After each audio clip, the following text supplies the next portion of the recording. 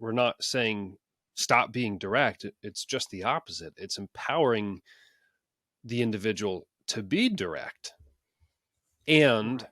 to Yeah. do it in such a way that doesn't bring the emotion with it, and probably come at it more from a place of genuine curiosity to understand what's going on, help me learn, all this stuff. And it reminds me of a quote that I had read at one point, and it said, replace assume with ask.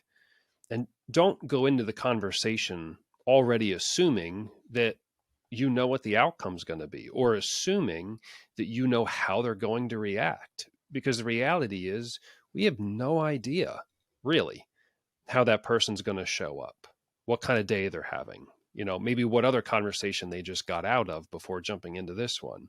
And there's so much power. And I wish we could share more examples. All I can share is my own experience working with you and our leadership team, but it is truly unbelievable when you feel comfortable engaging in a direct, to use that word, conversation, and coming at it truly from a place of seeking understanding and not willing your own way through the conversation. It's unbelievable how productive the conversation ends up becoming. Um, Now, maybe the other person doesn't want to engage in that particular time of the conversation. So I'd be curious to hear maybe what your thoughts are, that when you do approach somebody direct, it- some people need time to think. Some people need, they're not as good right away. So I'd just be curious if you have any thoughts on that at all. Well, that's a really good question. And I think we need to look at, this is where words play into it. And I think this really goes to direct as well. If I know you're not, maybe you need a little processing time. What I want to do is something I call tell me what you're thinking. And if I know that I'm about to dump something on you that might not be good news, could be conflict, a number of things, I want to go ahead and say to you, now, listen, TJ, I know you might want to think about this, but I want to share something with you and I'd like to get your thoughts. Basically, what I've done when I tell you what I'm thinking is I've created an invitation for you to be you. I've not put you on edge. I have validated you. I have said, I know you might be thrown by what I'm about to say.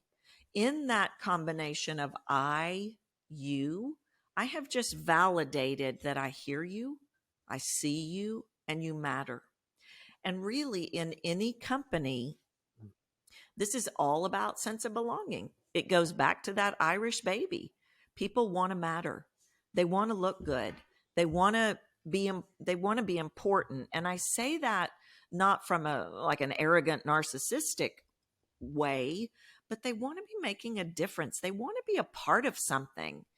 And so if we can reframe a little bit that they're not trying to mess us up, but that they're really trying to be a part of what we're creating, they just maybe don't know how, then we can talk to them in a different way.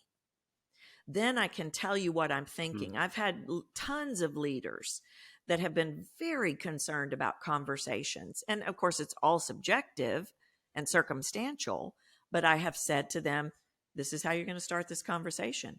You're going to say, Scott, I have to tell you, I'm just not sure how you're going to react when I tell you this. And I've been a little nervous about it. Okay, that totally takes the listener out of their own noise of, I'm going to get fired. They don't like me. I'm not doing a good job. I've disappointed them. I've upset them. I'm in trouble. And that's what you want to happen. I'm talking about so much of this from the perspective of the subconscious of the speaker.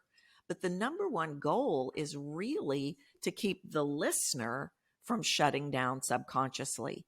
And the minute you feel like I've attacked you, you're out. You're not going to listen to anything I have to say. Yeah. Yeah, that's true. I like how you worded that people, I wrote this down, right? People want to look good. People want to matter. and it's reframing the conversation to make them feel like they matter.